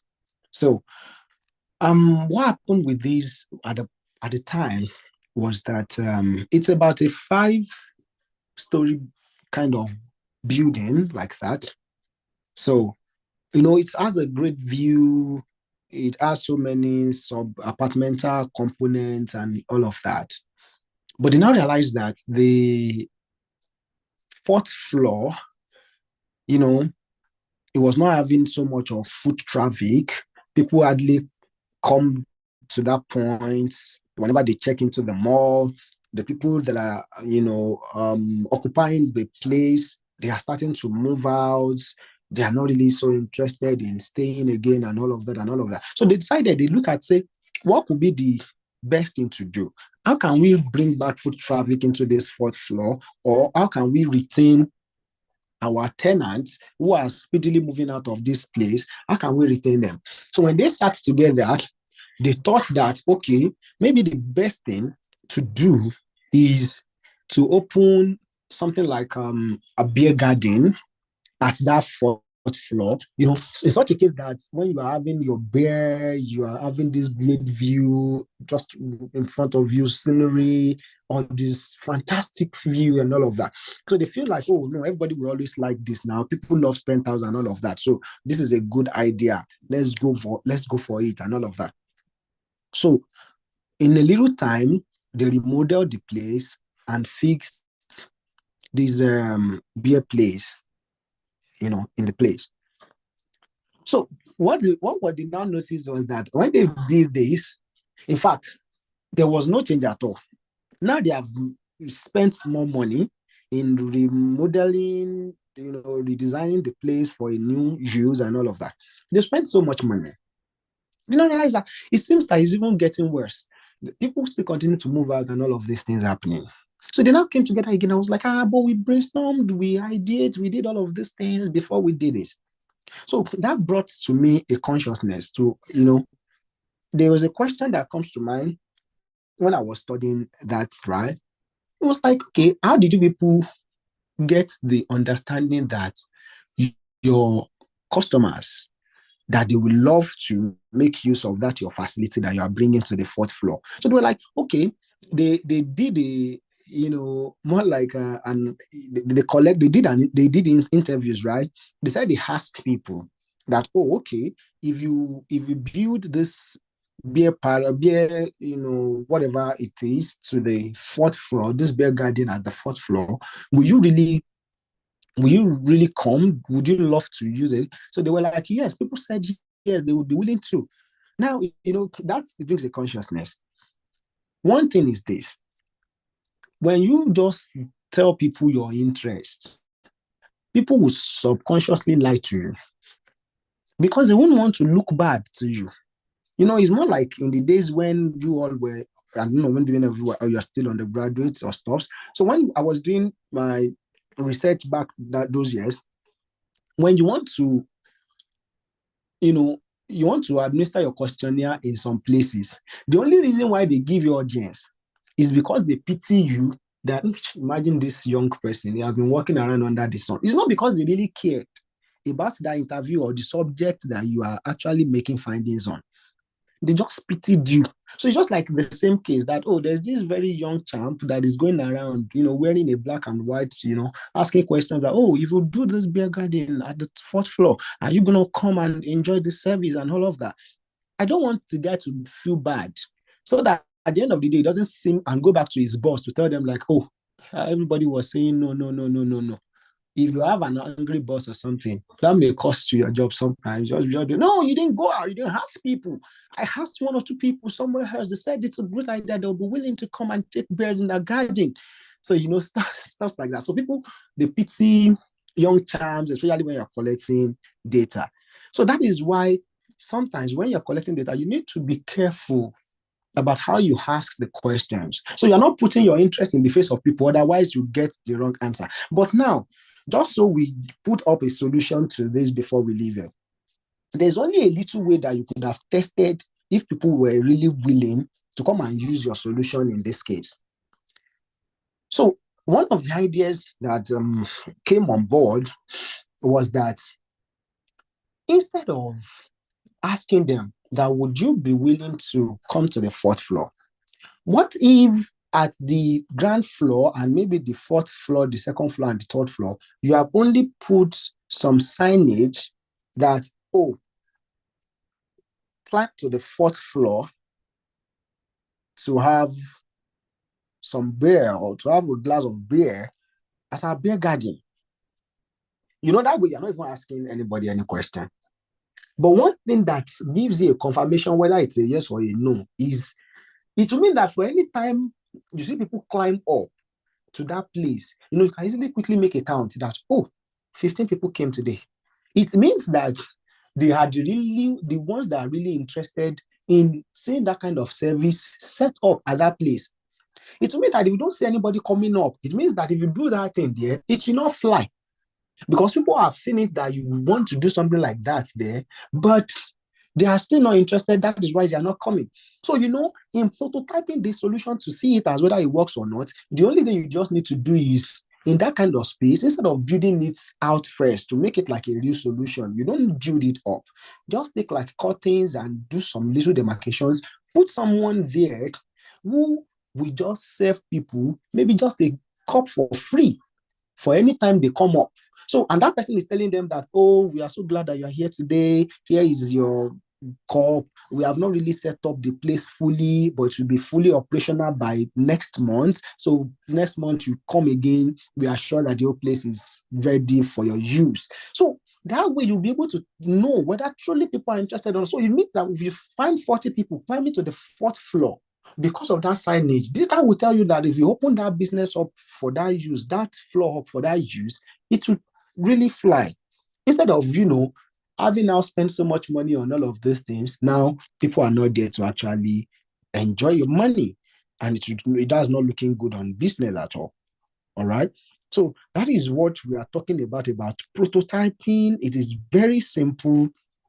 It is very easy to do all of these things. We are not talking so much of grammars and all of that, but we're talking about practicality of it. And I'm sure this is one thing that will help each and every one of you at every of the phases of your program. So while I wrap up here this morning, I wouldn't know whether there's been 1 or 2 things that you have learned from the session.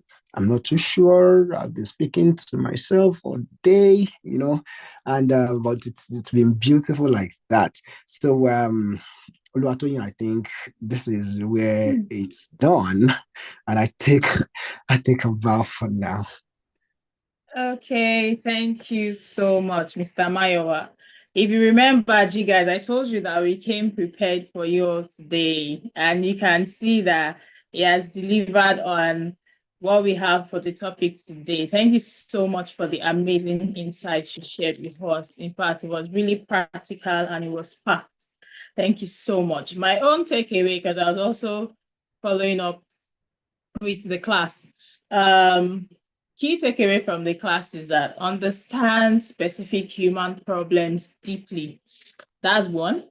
Ask the right questions. Two, and then have a pictorial illustration of your solution. That is your prototype, which is very key. If you have those three combined, I'm pretty sure your design thinking will be top-notch for whatever solution you are seeking to implement. Thank you so much. And I'm pretty sure the class too have been learning, because I've been seeing some comments in the chat during the class with the amazing insights and the learnings they've been gaining so far while they were on. I would also like the participants to drop in their key takeaways in the chat. Let's see how well we follow through the class. I'm pretty sure we have a lot of design thinking experts now. Drop in your key takeaway for the class. Yeah, I can see so much. Thank you so much. Yeah, thank you so much. Thank you. It was really, really interesting. It was an interesting class. Okay, Jennifer said, understand specific human problems quickly, ask the right questions, have a pictorial representation of your solution. Yeah. Really wonderful section. True. I want the key takeaway to come in, the key takeaways you learned from today's class before we take in one or two questions before we wrap up for today's class. I'm waiting. Okay, Deborah said, in problem solving, know the root cause. Fantastic. Knowing the root cause is more important before making attempts to solve the problems. True. All right. Elor said, know how to ask questions that give birth to more questions and extend conversations. Fantastic. Keep them coming. Keep them coming. All right. Pride C said, think of a workable solution from a lot of ideas.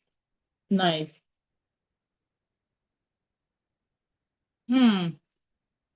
Bukasan TV said, feel the problem, put forward the right question, sketch your solution on paper. In fact, we should be able to have our next design thinking would I say lecturer from our participants, because yes, looks like we have participant who had good knowledge of the topic from today's section. Thank you all so much for following through, and yes, it's really amazing. Thank you once again, Mr. Mayowa. You did justice to the topic and really enjoyed the section. Thank you so much. So you'll be taking our questions, which will be coming in the chat. And yes, so if you have any questions or clarifications about anything from the topic, feel free to drop them in the chat while I read them out for Mr. Maiwa to take us through them before we wrap up the section, because we are running out of time. Oh, I guess there are no questions because it looks like the topic really was really practical. So if you have any question, kindly drop them in the chat and we'll go through it.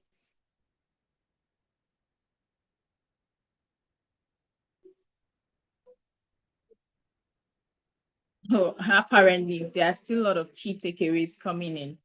Interesting. Chidima said, design thinking cannot be taken away from innovations that solve problems to avoid creating solutions that create more problems. Miracle said, in problem solving, understand people's pain points and ask open-ended questions when carrying out interviews to understand their problems. That's very correct. That's true. So yeah. Oh, you see? Toya said, no questions. He did justice to the topic. We can as well just wrap the section. Apparently, Mr. Mayowa did justice to the section, and more takeaways are coming, which really showed that we follow through the class. Thank you all very much. Thank you all very much. Aisha said, very spot on. Interesting, interesting. So we have our design thinking class, and we've understood the approaches, the methods that we can implement to bring that desired solution that we envisage to see for ourselves and for the society as a whole. Thank you so much. Thank you so much. More takeaways are still coming in, so no questions. Okay. Nenrit said no questions, so he nailed it. All right. So I think our Q&A section will be scrapped for today, because yes, we had a good grasp of the topic. All right. With respect to that, keep the key takeaways coming in while I'll be calling on Mr. Mayowa. We have two Mayowas today. I'll be calling on the team lead to come over for the information section. And yes, so that we can proceed as we are running short of time. All right, Mr. Mayowa, Onioshun, thank you very much for taking our time to take us through this topic and doing really good justice to it. We appreciate your time and insight. Thank you very, very much. Yes, thank you very much to you, Oluwatoyin, and the leadership at SDSN Youth Nigeria. You know, it's a great privilege to respond to your call. I must say that I had a great time myself this morning. It was an engaging audience. And yes, we hope to do this again. And just before I go, I like to do something, especially with the audience. I want them to do something. A session like this is not just one that passes and just go like that. I would want them to put it somewhere. That's exact innovation that is coming in their mind while the section was ongoing. Many of them may be thinking of something already in their head, or maybe there was one that they've been nursing for a long time now, that they were not sure of whether it's a good time to put it out or not. Bring it up. Bring it out. Take it up. Bring it up to social media. Bring it up to your community. Very soon you just find out that there is someone of similar interest that you can co-create that solution immediately. So you don't have to just keep it there, keeping it in your shelf for this long. You know, maybe it is about time that we say that you bring that solution out of the coven. So I think that is the word which I'll leave with this morning, and I will be glad to see them mention so many innovations that they will be able to develop and see several prototypes, you know, that would be bet from this section this morning on the internet, you know, going forward. Of course, I would love them to try that out. Thank you very much, Oluwatoyin, and I think it's time to go, and you should have a great time here. Amazing, amazing. Thank you so much, Sam. Thank you for the call to action. So bring that solution out. That's the call to action for today's class. That innovation you thought of while the class was ongoing, bring it out. Let's know it. Some are already coming in. They said reusable pad. Okay. More. Well, you can bring them on. I know that we have a lot going on in our mind, but let's ensure that we utilize this topic well to implement the desired change we intend to see or carry out. Thank you very much. Thank you all for following through. All right, for our information section, we'll be having Mr. Augustine come in to take the information section before we wrap up the class for today. Thank you very much. Over to you, Mr. Augustine.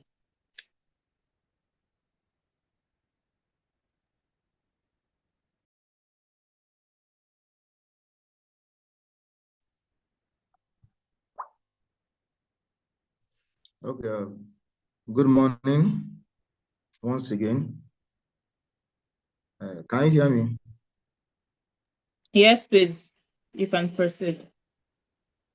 Okay. So we have come to the end of the SDGs Advocate Masterclass Week 4. And as we already know, the aim of this program is to empower change makers for positive impact. So I encourage us all to continue to be committed, especially the advocate trainees. Please confirm if you are seeing my screen.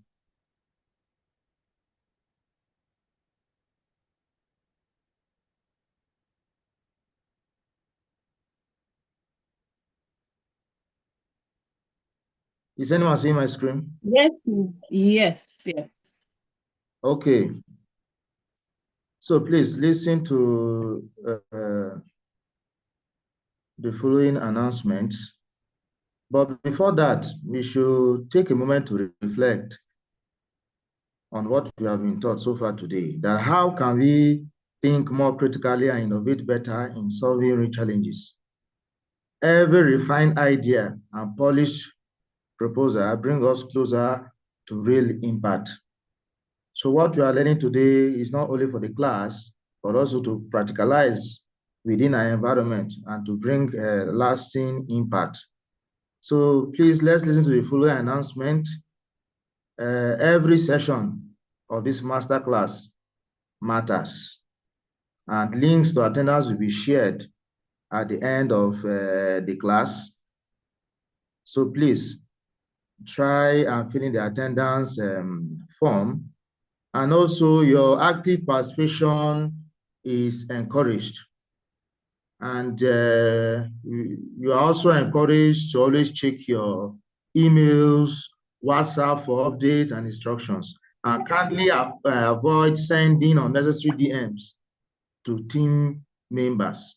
So try to read your message diligently, and instead of coming to our day and begin to ask questions. So please take your time, read and reread any message that is sent to you in your email and any message posted on the WhatsApp platform.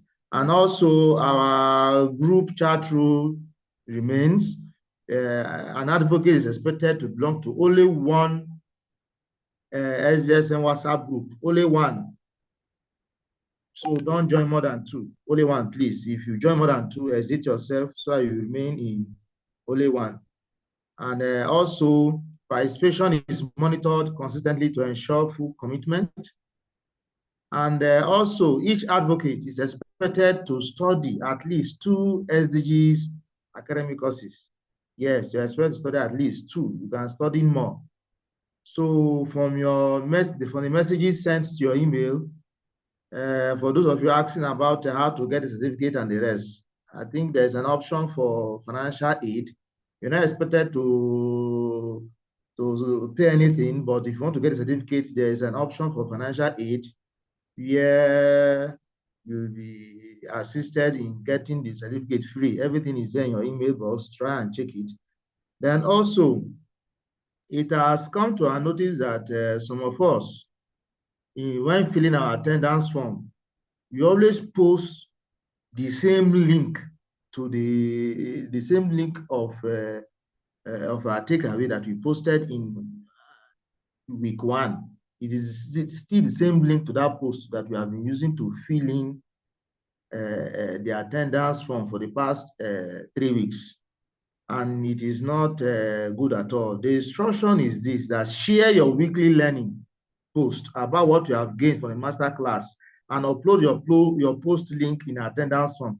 That means each week, at the end of the master class of each week, you are supposed to post what you have learned so far from the topics. You're supposed to post them on your social media handles, Facebook, Twitter, Instagram, or LinkedIn. Then you will now copy that link and upload that link when you are filling your attendance form. Like for today now, what you have learned today from design thinking and innovation, you write something about it, what you have learned. You write something about it, post it on your Facebook or LinkedIn or any other of your social media handle. Then when filling the attendance form, it is what you have posted today on social media handle. It is the link you have posted today that you are expected to paste in your attendance form. So please take note and make that a correction. And we should remember that together we grow stronger and create impact. Also, we are moving closer to our phase 2, and we want to start preparing our minds towards one of the things we do in the next phase of this program, which is the Own a School project. In the Own a School project, each advocate is expected to identify a school within 2 to 5 kilometers of your residence or workplace. So you don't need to travel far away out of your local government or out of your state. You just identify, because this project, as the name implies, Own a School. You are expected to carry out a particular project. You are expected to carry out advocacy in a particular school within your environment, not far from your residence or workplace. You identify the school. A link will be sent later on where you will fill in the name of the school and the address of the school. Yes, where you fill in the name of the school and the address of the school, the link will be sent. So right now, before that link is being sent to us to fill, to the advocates to fill, please begin to think of which school that is close to you, where you can carry out the Own a School project. And you are expected to carry it during school sessions. During school session, I think right now school is on session for the first term. Primary school, secondary schools, and it could be public schools or private schools. So they are all now on session. So you expect to carry out your Own a School project, and it can be done during break hours or during assembly activities or anytime the school approves for you. And what is the focus of this project? The focus is for you to introduce the SDGs. You introduce the SDGs to the students or the pupils, and also make them understand their roles in implementing these SDGs at the individual or community level, or even within the school. And also, you can also encourage them to open SDGs club and so on and so forth. More information will be given on that. And here are the guidelines. One, it is one school, one advocate. You are supposed to carry out this project in one school. And no two advocates can select the same school. No two advocates can select the same school. So if you are, with the time you are filling the Own a School project form and we discover that someone else has already selected that school, you submitting later, the same school, submitting the name of the same school later, yours will be what? Rejected, and you'll be asked to submit, to look for another school to submit. So two advocates are not to select the same school. Then also the project should be simple, should be impactful and cost-free. You're not expected to make any huge expenditure. You're supposed to avoid any extravagant expenses. And the target is primary or secondary schools within your locality. I've said that before, primary or secondary schools within your locality. And it could be a public or private school. And you should know this, that Own a School project is compulsory alongside the community project. It is compulsory because you can have two major projects in the next phase of this training. So the Own a School project is compulsory with the community project. So failure to complete both the Own a School and community projects, failure to implement these two, to carry out these two assignments, that will mean that you will not graduate and you will not be certified. So the timeline to submit the name of the school you want to carry out your advocacy, the timeline has been extended to 1 week. You know, the timeline is supposed to end on the 14th of September, the timeline to submit the names. But due to some factors, it has been extended for 1 week. So which means you have from now till 20th or 21st of September, thereabout. So the moment the link is being shared, please don't wait till 20th or 21st. Begin to fill in the link and input the name of the school and the address of the school that you want to carry out your project. And also a formal letter of introduction will be sent to every advocate. It will be sent to every advocate in Google Documents in Google Docs, you download it, print it out, and take it and submit it to the head teacher or to the principal of that school. So please, we should take note. And you can see the QR code on the screen, the QR code and the link to the attendance form. So if you are using your system, you can use your phone scanner to scan the QR code to take you to the attendance form so you fill. And if you can also copy the link, the address under, it also take you to the attendance page so you can fill. So you are not just learners, you are change makers. Every good idea and every small action you take is a step toward transforming the world. Remember that consistency, engagement, collaboration, and application of this knowledge within your environment are all keys to successful training. Remember, lastly, before we go, that lasting change begins with you. Thank you and have a beautiful weekend. So please, the QR code is still showing. Over to you, Oluwatoyin.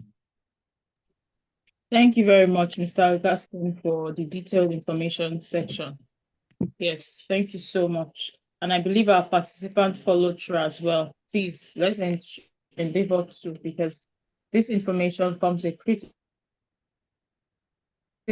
part of things that we are expected to carry out. And I wouldn't want us to get behind in anything. We've gone this far not to be able to wrap up major things that we'll be doing in the next phase. Please, let's ensure we follow through the information so that we're able to successfully carry out the remaining phases of the project.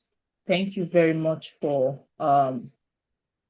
being involved in today's masterclass section. And please also look out for your WhatsApp group for additional information. And don't forget, you've been told the attendance QR is here, it's still showing. Please try and scan and get your attendance filled. So please, if you have any clarification, I believe it should be addressed on your WhatsApp groups. Yes, we've been prompted, we've been charged that lasting change begins with you. So let's be the change that we want to see. It starts with you. That change you want to see starts with you. So thank you very much. Thank you to all our facilitators, to our participants, and to everyone who has been a part of this today. See you in the next masterclass section. Thank you very much. For us all. We will live in a world where Everyone goes to school And education gives us the knowledge and skills For a fulfilling life. We will live in a world where all girls and all women have equal opportunities To thrive and be powerful. and safe. We cannot succeed if half the world is held back. We will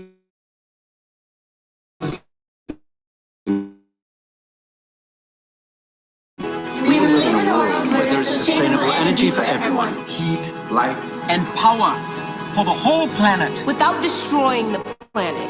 We'll live in a world where economies prosper. And new wealth. lead to decent jobs, For everyone. and we will live in a world where our industry, Our infrastructure and our Best innovations. Are not just used to make money, but to make all our lives better. We will live in a world Where prejudices and extremes of inequality are defeated Inside our countries, and between different countries. where people live in cities, progressive, and support everyone who lives there. where we replace What we consume. Planet where we put back what we take out of the earth. We live in a world that is decisively rolling back from climate change. where we restore and protect the life in our oceans and seas. will restore And protect life on land, The forests. animals, The earth itself. with peace between and inside countries. Where all governments are open. And answer to us for what they do at home and abroad. And the justice rules. With everyone equal before the law. where all countries and we their people Work together. Partnerships of all kinds To make these goals a reality. For everyone, everywhere. These are the United Nations global goals for sustainable development. Let's get to work. Let's make it happen.